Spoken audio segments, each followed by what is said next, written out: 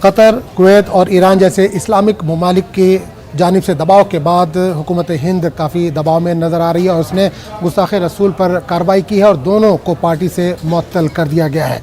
نپور شرما اور نوین کمار جندل پر کارروائی کا سعودی عرب نے خیر مقدم کیا ہے۔ سعودی عرب کی وزارت خارجہ نے ٹویٹ کرتے ہوئے آنت رسول کی سختی سے مذمت کی ہے اور اس بات کو یقینی بنانے پر زور دیا ہے کہ تمام مذاہب اور عقائد کا احترام کیا جائے۔ وہیں پاکستانی حکومت نے بھی پاکستان میں ہندوستان کے سفارتکار کو اس معاملے میں طلب کیا اور آنت رسول کی سختی سے مذمت کی۔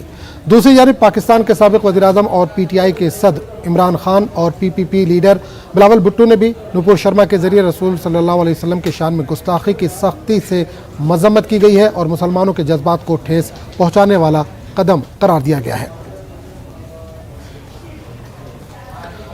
او آئی سی کے جنرل سیکریٹریٹ کے حالیہ بیان سے متعلق میڈیا کے سوال کے جواب میں وزارت خارجہ کے ترجمان نے او آئی سی کے جنرل سیکریٹریٹ سے ہندوستان پر بیان کو غیر ضروری اور تنگ نظر تبصروں پر مشتمل قرار دیتے ہوئے بیان کو مسترد کر دیا ہے۔ انہوں نے کہا کہ حکومت ہند تمام مذاہب کا سب سے زیادہ احترام کرتی ہے۔